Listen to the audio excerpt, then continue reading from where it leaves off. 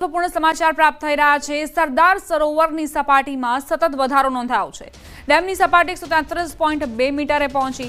ડેમની સપાટી વધતા ભરૂચમાં એલર્ટ અપાયું છે। બપોરે 23 ડેમના 23 દરવાજા ખોલવામાં આવશે। ઉપરવાસમાંથી 4,74,000 ક્યુસેક પાણીની આવક। દર કલાકે ડેમની સપાટીમાં 15 સેન્ટીમીટરનો વધારો થઈ રહ્યો છે। નર્મદા ડેમ 81.37% ભરાયો છે। સરદાર સરોવરની સપાટીમાં વધારો। ડેમની સપાટી 133.2 મીટરે પહોંચી ચૂકી છે। ભરૂચમાં એલર્ટ જારી કરવામાં આવ્યું છે। ડેમની સપાટી સતત વધતા જ બની શકે કે આસપાસના વિસ્તારોમાં પાણી ફરી વળે। બપોરે 23 ડેમના 23 દરવાજા ખોલવામાં આવ્યા। સંવાદદાતા દીપક જોડાઈ ગયા છે વધુ જાણકારી સાથે। દીપક, નર્મદાના સરદાર સરોવરની શું સ્થિતિ? બિલકુલ દીપા, ખાસ વાત કરીએ તો જે સરદાર સરોવર નર્મદા ડેમના ઉપરવાસમાં મધ્યપ્રદેશમાંથી હાલ પણ 4,74,093 જેટલું ક્યુસેક પાણીની આવક થઈ રહી છે, જેને લઈ નર્મદા ડેમની સપાટીમાં દર કલાકે 15 સેન્ટીમીટરનો વધારો થાય છે।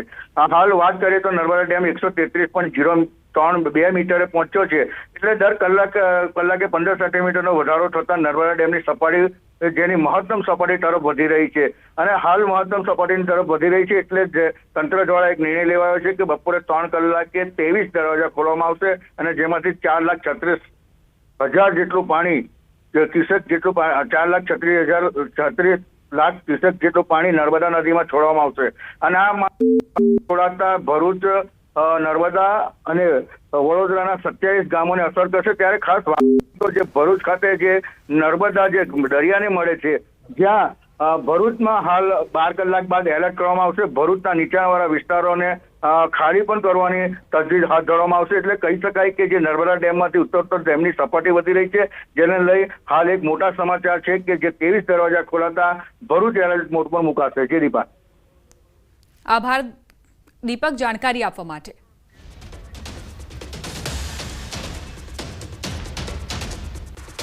સમાચારોમાં આગળ વધીએ। સુરતથી સમાચાર। જિલ્લા પંચાયત ક્વાર્ટર્સમાં 2 બાળકોને ઝેર આપી પિતાની આત્મહત્યા।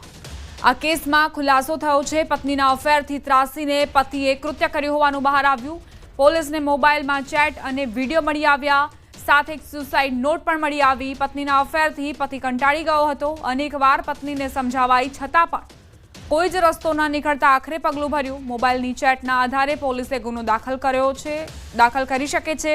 મૃતક અલ્પેશ સોલંકીએ 2 બાળકોને પહેલા કોલ્ડ્રિંકમાં ઝેર પીવડાવી હત્યા કરી અને ત્યારબાદ પોતે ગળે ફાંસો ખાઈ લીધો।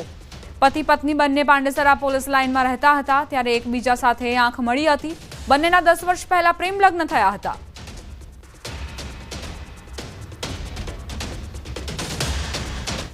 इसमें ऐसा है कि माँ और एक बच्चा है। माँ की उम्र 34 ईयर से 34 साल और बच्चे की उम्र 7 साल है। माँ ने खुद ही सेल्फोस जहर पिया और बच्चे को दूध में मिला के जहर को दिया। फिर दोनों को हॉस्पिटल लेके जाया गया और लेकिन इसमें माँ की डेथ हो गई और बच्चे ने अपने डाइंग डिक्लेरेशन में ये बोला है कि उसको माँ ने जहर पिलाया है। इसमें हमने एक एक्सीडेंटल डेथ और एक 307 के तहत फरियाद दाखिल कर रहे हैं और बाकी तपास चालू है कि किसी ने इसको फोर्सफुली या फिर इस तरह से तो नहीं पिलाया। इसका भी तपास हम कर रहे हैं। સંવાદદાતા કીર્તેશ જોડાઈ ગયા છે વધુ જાણકારી સાથે। કીર્તેશ, આ જે આપઘાત કરવામાં આવ્યો છે, 2 બાળકો સહિત પિતાનો આપઘાત, શું જાણકારી તેને લઈને?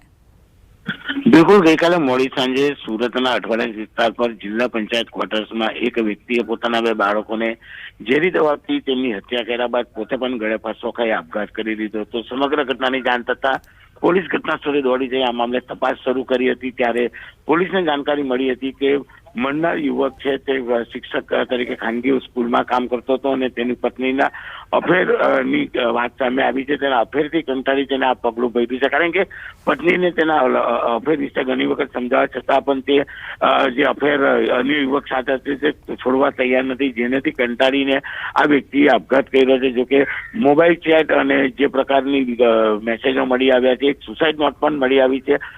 જોકે વ્યક્તિ અને તેના બાળકોના પીએમ બાદ પરિવાર ફરિયાદ આપતા પોલીસ આ મામલે ગુનો દાખલ કરી તપાસ શરૂ કરશે। પણ જે ઘટના છે જેમાં પત્નીના અન્ય પુરુષ સાથેના પ્રેમ સંબંધથી કંટાળીને અલ્પેશ નામના વ્યક્તિએ પોતાના 2 બાળકોને ઝેરી દવા આપી પોતે પણ આપઘાત કરી દીધો હતો।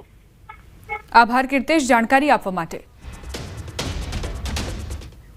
રાજકોટથી સમાચાર રીબડા ખાતે પેટ્રોલ પંપ પર થયેલ ફાયરિંગ મામલો રાજકોટ રૂરલ લોકલ ક્રાઇમ બ્રાન્ચે ફાયરિંગ કરનારા વ્યક્તિઓને દબોચ્યા. ઉત્તર પ્રદેશ ખાતેથી બંને વ્યક્તિઓને ઝડપી પાડવામાં આવ્યા. આરોપીઓની પ્રાથમિક પૂછપરછમાં હાર્દિકસિંહ જાડેજાના કહેવાથી ફાયરિંગ કર્યો હોવાની કબૂલાત આપી. તેમજ બંને શખ્સોને હાર્દિકસિંહ જાડેજા સાથે મિત્રતા હોવાથી કૃત્ય કર્યું હોવાનું જણાવ્યું. ફાયરિંગ કર્યા બાદ બંને શખ્સો બસ અને ટ્રેન મારફતે ઉત્તર પ્રદેશ પહોંચ્યા હતા. સાંજ સુધીમાં પોલીસ આ મામલે પ્રેસ કોન્ફરન્સ કરશે.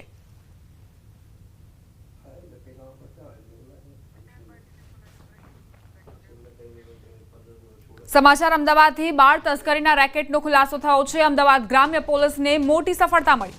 મહારાષ્ટ્રથી એક બાળકીને છોડાવી ઔરંગાબાદમાં વહેંચવા જઈ રહ્યા હતા.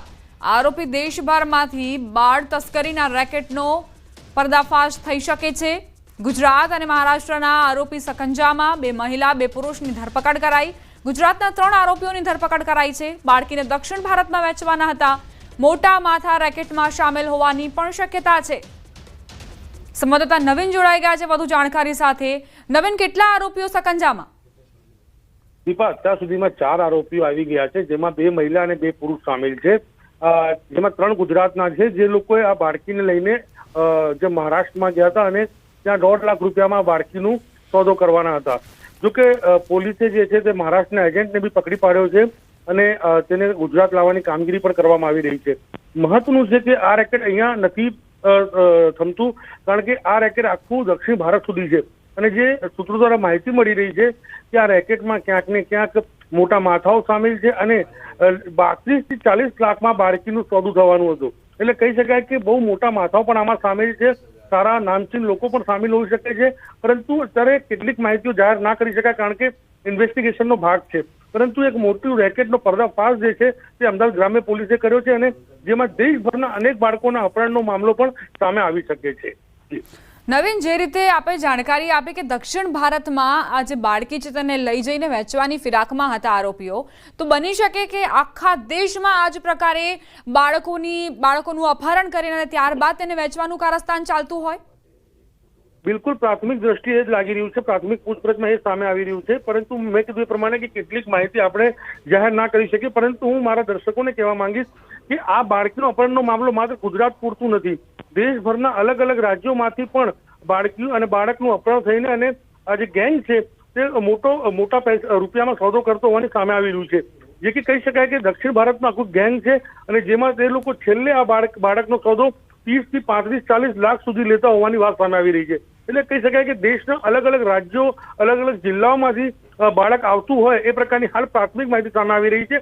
પૂછતાછ જે તપાસ ચાલુ છે, તપાસ બાદ અન્ય મોટા ખુલાસાઓ જે છે દીપા તે સામે આવી શકે તેમ છે. નવીન, આ જે બાળકી છે જે મળી આવી છે તે ક્યાંની હતી? શું તેના માતા પિતાએ અપહરણનો કેસ દાખલ કરાવ્યો, અપહરણની અરજી આપી, ત્યારબાદ પોલીસ કામે લાગી? બિલકુલ, 7 મહિનાની બાળકી જે અમદાવાદના ઢોળકા રૂરલ વિસ્તાર છે ત્યાંથી તે બાળકીનું અપહરણ થયું હતું. તે વાતની માહિતી પોલીસને મળતા પોલીસે તાબડતોડ આ ઘટનામાં તપાસ શરૂ કરી અને આ જે લિંક છે તે ઔરંગાબાદ સુધી પહોંચી છે. એટલે ઔરંગાબાદથી જે બાળકીને બચાવી પણ લેવામાં આવી છે. બાળકી અત્યારે તેના માતા પિતા પાસે પહોંચી પણ ગઈ છે. એટલે એક રાહતની વાત એ છે. હવે પોલીસ જે છે તેમનો જે બીજું જે ભાગ છે કે આ ગેંગ ક્યાં સુધી સામેલ છે, કોણ કોણ છે તે તમામ દિશાઓમાં તપાસ કરશે અને મેં કીધું એ પ્રમાણે મોટા નામચીન લોકો પણ સામેલ હોઈ શકે છે દીપા. એટલે કહી શકાય આ રેકેટ નાનું નથી, બહુ મોટું રેકેટ છે, પરંતુ તેના તપાસ જે છે તેનો દોર ચાલુ છે અને અમે એવું નથી ઈચ્છતા કે તપાસમાં કોઈ ખોટ રહી જાય અથવા કોઈ નુકસાન પહોંચે, જેના ભાગરૂપે કેટલીક માહિતીઓ અમે હાલ બતાવી નથી શકતા દીપા. બિલકુલ, આભાર નવીન જાણકારી આપવા માટે. જૂની પેન્શન યોજના લાગુ કરવા કર્મચારીઓ રસ્તા પર ઉતર્યા છે. અમદાવાદના ભદ્રકાળી મંદિરથી લઈને જિલ્લા પંચાયત સુધી રેલીનું આયોજન કરાયું. જૂની પેન્શન યોજના લાગુ કરવા, ફિક્સ પગાર પ્રથા નાબૂદ કરવા અને 8મા પગાર પંચની અધિકૃત રીતે નિમણૂક કરવા માંગ કરાઈ. રેલીમાં રાજ્ય અને કેન્દ્ર સરકારના કર્મચારીઓ, યુનિવર્સિટીઝ, કોલેજ સહિત વિવિધ વિભાગોમાં કામ કરતા કર્મચારીઓ જોડાશે. જૂની પેન્શન યોજનાને લઈને ફરી એકવાર જે છે તે રાજ્ય અને કેન્દ્ર સરકારના કર્મચારીઓ જે રસ્તા પર ઉતર્યા છે અને અત્યારે આપ જે જોઈ શકો છો કે ભદ્રકાળી ખાતે રેલીનું આયોજન કરવામાં આવ્યું છે અને એક વિરોધ જે છે તે જૂની પેન્શન યોજના લાગુ કરવા માટે અને નવી પેન્શન યોજનાને વિરોધને લઈને કર્મચારીઓ જે છે તે માંગ કરી રહ્યા છે. સાહેબ, શું કહેશો, જે પ્રકારે વિરોધ કરવામાં આવી રહ્યો છે, શું છે? અમારી જે મુખ્ય માંગણી છે જૂની પેન્શન યોજના, જે ગુજરાત અને પૂરા ભારતની અંદર 2004 પહેલાં ચાલુ જ હતી અને એનું એક બંધ કરવાનું કોઈ કારણ નહોતું, પણ જે તે સમયની સરકારે કોઈ અગમ્ય કારણસર બંધ કરી દીધી હતી અને એનપીએસ ચાલુ કરી હતી. અને એનપીએસ ચાલુ કરવાથી જે સરકારી કર્મચારીઓનું પેન્શન બંધાઈ રહ્યું છે એ 4 થી 5 હજાર છે અને અમારી આ માંગ પીએમ સુધી પણ થઈ છે. એને સમજીને એનપીએસના બદલે યુપીએસ ચાલુ કર્યું. એટલે સરકારે તો કંઈક અંશે તો માની જ લીધું છે કે એનપીએસની સ્કીમ જે છે એ યોગ્ય નથી, પણ જે યુપીએસ ચાલુ કરી છે એ પણ તમામ સરકારી કર્મચારીઓને માન્ય નથી. એટલે સરકારશ્રીને નમ્ર વિનંતી છે કે ઓપીએસ ફરી ચાલુ કરો. વારંવાર અમારા તરફથી આ માંગ ઉઠાવવામાં આવે છે, પણ તમને ખ્યાલ હોય તેમ દરેક વખતે એને ઇગ્નોર કરવામાં આવે છે. તો એક સિમ્પલ લોજિક છે કે ભાઈ આપણું બંધારણ પણ સમાન વેતન માટે, સમાન કામ માટે સમાન વેતનનું પ્રોવિઝન આપે છે. પ્લસ આપણું જે આમુખ છે એ પણ સામાજિક અને આર્થિક સમાનતા માટે ઉદ્દેશ્ય રાખે છે. તો એવી વખતે જો સાંસદો અને ધારાસભ્યોને પણ જો ઓપીએસ મળતું હોય તો એક સામાન્ય નાગરિકને તો પહેલાં મળવું જ જોઈએ. અમે છેલ્લા લગભગ 5 વર્ષથી આ આંદોલન ચલાવી રહ્યા છીએ. ઓલ્ડ પેન્શનની માગણી મૂકી રહ્યા છીએ. સરકારના દરેક વિભાગમાં, દરેક સ્તરે બરાબર મુખ્યમંત્રી સુધી ગયા માર્ચ મહિનામાં અમે બરાબર દાંડીકૂચ, આગળના માર્ચ 2023માં દાંડીકૂચ કરેલી. ગયા માર્ચ મહિનામાં અમે દિલ્હી જંતર મંતર પર પણ ગયેલા. કેન્દ્ર સરકારનું પણ ધ્યાને લાવેલ છે કે આ શોષણકારી નીતિ બંધ કરો તમે. કર્મચારીઓ રસ્તા પર ઉતર્યા છે અને આગામી દિવસોમાં આંદોલન ઉગ્ર બનાવવામાં આવશે તેવી રણનીતિ બનાવી દીધી છે. કેમેરામેન પ્રકાશ દેસાઈ સાથે સંજય ટાંક, ન્યૂઝ 18 ગુજરાતી, અમદાવાદ. સુરતના બારડોલીના શાકભાજી માર્કેટમાં વાસણની દુકાનમાં અચાનક બ્લાસ્ટ થયો. વહેલી સવારે દુકાન ખોલતાની સાથે જ બ્લાસ્ટ થયો. બ્લાસ્ટ થતાં 17 વર્ષીય રેહાન પિંજારાને ગંભીર ઈજા પહોંચી. સગીરને સારવાર માટે હોસ્પિટલ ખસેડાયો. દુકાનમાં એટલી તીવ્રતાનો બ્લાસ્ટ થયો કે દુકાનનો સ્લેબ ધરાશાયી થઈ ગયો. દુકાનનો સામાન રોડ પર વેરવિખેર થઈ ગયો. શાકભાજી માર્કેટમાં બ્લાસ્ટ થતાં વહેલી સવારે અફરાતફરીનો માહોલ સર્જાયો. બારડોલી ફાયર ઘટના સ્થળે પહોંચી. કયા કારણોસર બ્લાસ્ટ થયો તેની તપાસ હાલ ચાલુ છે. દુકાનની નીચે ભોંય તળ્યું છે, એમાં ઘણો સામાન હતો ને એમાં જ કંઈ બ્લાસ્ટ થયો લાગે છે. હાલ અત્યારે તપાસ ચાલુ છે કઈ રીતે બ્લાસ્ટ થયો. બનાસકાંઠા જિલ્લામાં ખાતરની અછત ઊભી થતાં ખેડૂતો મુશ્કેલીમાં મુકાયા છે. છેલ્લા 15 દિવસથી ખાતરની સમસ્યાથી ખેડૂતો પીડાઈ રહ્યા છે. લાખણી, કાંકરેજ, વાવ અને થરાદ બાદ હવે ધાનેરા તાલુકામાં યુરિયા ખાતરની ભારે અછત છે. ખેડૂતો ખાતર લેવા વહેલી સવારથી જ કતારો લગાવી ઊભા રહે છે. છતાં પણ પૂરતું ખાતર ન મળતા ખેડૂતોમાં ભારે આક્રોશ જોવા મળી રહ્યો છે. પહેલા ડીએપી ખાતરની અછતના કારણે ખેડૂતો પરેશાન થયા હતા, તો હાલ યુરિયા ખાતરની તંગીના કારણે ખેડૂતોની હાલત કફોડી બની છે. મોટાભાગના ખેડૂતોએ બાજરી અને મગફળીનું વાવેતર કર્યું છે, જેમાં તેમણે યુરિયા ખાતરની જરૂરિયાત રહેતી હોય છે. લાઇનમાં ઊભા રહેવા છતાં ખાતર ન મળતા ખેડૂતોમાં રોષ જોવા મળી રહ્યો છે. ખાતર નથી મળતું. રોજના 3 ઓટા મારું પણ બાકી ખાતર નથી મળતું. ખાલી 5 થેલીની જરૂર છે પણ બાકી નથી મળતું. તો હવે શું કરવું પડે? અને સાહેબ કોઈક કોશિશ કરો તમે. સરકારને ખૂબ ધન્યવાદ છે કે આપો ખાતર, આપો ખેડૂતને આપો. તકલીફમાં તો તમે વાત જવા દો. આજે અઠવાડિયાથી વલખા મારીએ છીએ. સવારમાં વહેલા આવીએ, લાઈન પૂરી થઈ જાય ને ખાતર વગર ઘરે જઈએ. આજે 1 અઠવાડિયું લગભગ થઈ ગયું અને ખાતર મળતું જ નથી. હું ખાતર સવારના 8:30 અહીંયા ધાનેરા આવ્યો તો ડેપોના મેસેજ મળ્યા પ્રમાણે કે ખાતર યુરિયાની ગાડી આવી છે. પણ ગાડી આવી ત્યારે લાઇનમાં અમે ઊભા રહ્યા. લાઇન ત્યારે 200 જણની લાઇન હતી. લાઇન પૂરી થયો છતાં પણ એમને કીધું કે હવે સ્ટોક મારો પૂરું થઈ ગયો છે. તો સ્ટોક પૂરો થયા બાદમાં એ લોકો અમે કીધું દુકાનવાળા ભાઈને કે શેઠને તમે ખાતર આલો, તો કે મારાથી ખાતર પૂરું થાય એવું નથી હમણે, અને આવતી ગાડીએ તમને આપીશું. આવતી ગાડી ક્યારે? સવારના અમે 8 વાગે કરીને 12 વાગ્યા સુધી ઊભા રહ્યા તો ખાતર અમને મળ્યો નથી. 5 બોરી જોઈએ પણ કોઈ મળતો નથી. 8 દિવસ ત્યાં ફરું હું રવડી જ્યાં પણ કોઈ ખાતર મળતો નથી. ધાનેરા સવારના લેણમાં આવેલા 7 વાગ્યા નૈણા ઉભા હજી કોઈ નિકાળ થયો ને વેચાઈ ગયો. ખાતરની વાત અત્યારે કરવા જઈએ તો બનાસકાંઠામાં લગભગ લાખણી હોય, ધાનેરા હોય કે ડીસા હોય કે થરાદ હોય, કોઈ જગ્યાએ ખાતર અવેલેબલ નથી. એ ખાતર માટે જઈએ છીએ, અધિકારીઓને વાત કરીએ છીએ, ખાતરનો કે પૂરતો સ્ટોક છે અને ત્યાં પણ જઈએ એટલે એક દુકાને કે એક ડેપા ઉપર મળતો હોય છે, પણ એમાં લગભગ 100, 150, 200ની લાઈનો હોય છે. હવે એ લાઈનવાળા અડધી લાઈનનું સુધી એ આપવામાં આવે ને પછી ખાતર પૂરું થઈ જાય. બીજા બધા ત્યાંથી છૂટા થઈ અને બીજી દરેક દુકાને ફરે છે કે ખાતર છે તો ખાતર નથી મળતું. રોકાઈશું એક બ્રેક માટે. આપ જોતા રહો ન્યૂઝ 18 ગુજરાતી.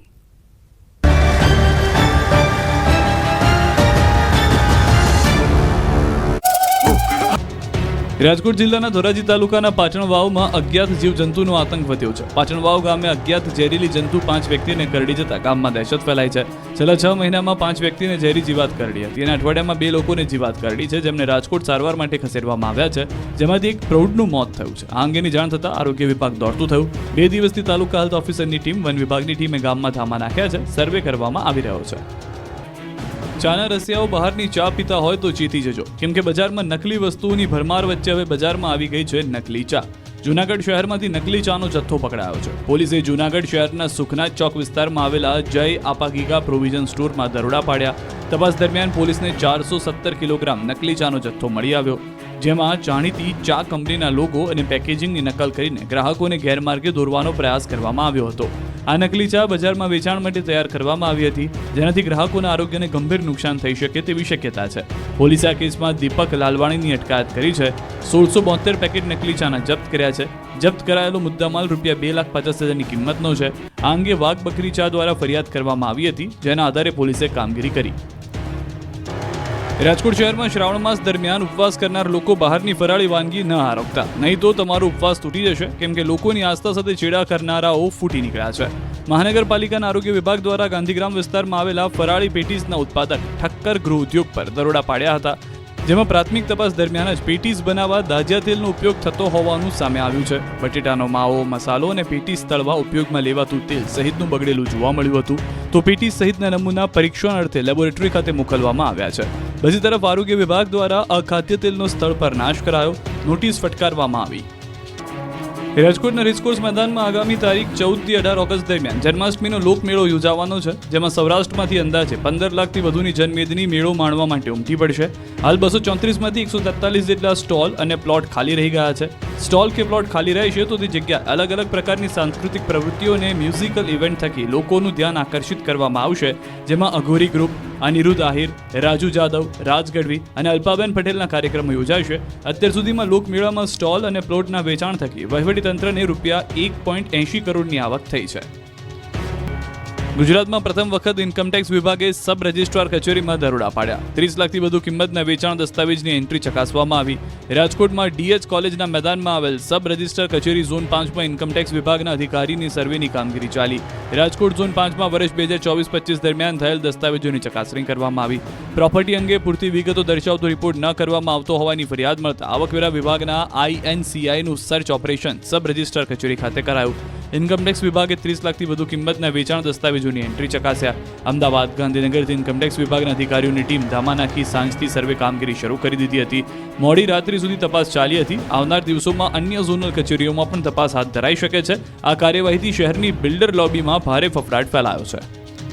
આજકાલ નાની નાની વાતમાં લોકો આપઘાત કરી લે છે, એમાં પણ વિદ્યાર્થીઓને તો કહેવાતું જ નથી. નજીવી વાતમાં ખોટું લાગે અને જીવન ટૂંકાવે. ત્યારે સુરત પોલીસની હેલ્પલાઇન 67 એવા લોકોના જીવ બચાવી ચૂકી છે, જેઓ અંતિમ પગલું ભરવાના અંતિમ પડાવ પર હતા. આપઘાતની ઘટનાઓને રોકવા માટે સુરત પોલીસે આપઘાત નિવારણ હેલ્પલાઇન શરૂ કરી. આ હેલ્પલાઇન માત્ર એક સેવા નહીં, પણ જીવન બચાવવાનો દ્રઢ સંકલ્પ છે. આપઘાત નિવારણ હેલ્પલાઇન થકી પોલીસને 336 જેટલા કોલ મળ્યા, જેમાં 107 જેટલી મહિલાઓ અને 229 જેટલા પુરુષોએ કોલ કર્યા, જેમાંથી 67 જિંદગી બચાવવામાં પોલીસને સફળતા મળી. ટીમ દ્વારા 117 જેટલા લોકોનું કાઉન્સેલિંગ કરવામાં આવ્યું, લોકોને નવજીવન આપવામાં આવ્યું. આ લોકોમાંથી 123 લોકોને ફેમિલી સંબંધિત સમસ્યાઓ હતી, 100 ને આર્થિક તણાવ, 23 ને પ્રેમ પ્રકરણ, 11 ની શૈક્ષણિક નિષ્ફળતાઓ, 6 ગંભીર બીમારીઓથી કંટાળીને અને 71 લોકો અન્ય કારણોથી આપઘાત કરવા ઈચ્છતા હતા. ખૂબ જ ટૂંકા ગાળામાં આપણને 336 જેટલા કોલ મળ્યા છે, જેમાં 107 જેટલી મહિલાઓ અને 229 જેટલા પુરુષોએ સંપર્ક સાધ્યો છે અને આપણે 67 જેટલી અમૂલ્ય જિંદગી બચાવવામાં અત્યારે સફળ થયા છીએ. ગુજરાતના સુપ્રસિદ્ધ યાત્રાધામ અને પ્રથમ જ્યોતિર્લિંગ એવા સોમનાથ મહાદેવના દ્વારે વંદે સોમનાથ કલા મહોત્સવનો પ્રારંભ થયો, જેમાં ભારતભરમાંથી આવેલા નૃત્ય કલાકારોએ નૃત્ય પ્રસ્તુત કરીને યાત્રિકોને અભિભૂત કર્યા. શ્રાવણ માસના દરેક સોમવારે સોમનાથ ટ્રસ્ટ દ્વારા 3 વિશેષ મંચો પર ગાયન, વાદન અને રોશની સાથે વિવિધ ભારતીય નૃત્ય શૈલીના નિપુણ કલાકારો શ્રેણીબદ્ધ કાર્યક્રમમાં ભક્તિ અને કલાનું પ્રદર્શન કરે છે. મહોત્સવના પ્રથમ ચરણમાં પવિત્રા ભટ્ટ અને તેમની ટીમે ભરતનાટ્યમની મંત્રમુગ્ધ કરનારી પ્રસ્તુતિ આપી હતી. ત્યારબાદ શ્રી કદામ પરીખ અને વૃંદે કથક નૃત્ય દ્વારા દર્શકોને રોમાંચિત કરી મૂક્યા હતા, જ્યારે નમ્રતા મહેતા અને સિદ્ધિ વાયકર દ્વારા પારંપરિક ઓડિસી નૃત્ય પ્રસ્તુત કરવામાં આવ્યું હતું. સાળંગપુર કષ્ટભંજન દેવ મંદિરમાં પવિત્ર શ્રાવણ માસને લઈને હિંડોળા દર્શનનું આયોજન કરાયું. સતત દાદાને અદ્ભુત શણગાર કરવામાં આવ્યો. મંદિરમાં આવતા ભક્તો હિંડોળા દર્શન કરી દાદાના દર્શનનો લાભ લઈ રહ્યા છે. શ્રી હરિ ભગવાનની સાક્ષાત્કાર કરી અનુભૂતિ સાથે ભગવાનને હિંડોળે ઝુલાવ્યા હોય તેવો ભક્તોમાં ભાવ જોવા મળ્યો છે. મંદિર વિભાગ દ્વારા આર્ટિફિશિયલ ફૂલોનો અદ્ભુત શણગાર સાથે શ્રી હરિ ભગવાનને હિંડોળા પર બિરાજમાન કરાયા છે.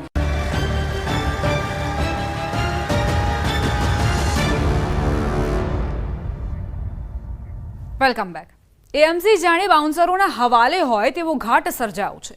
કારણ કે એએમસી બાઉન્સરો પાછળ અધધ 60 કરોડ જેટલી માતબર રકમ ચૂકવી રહી છે.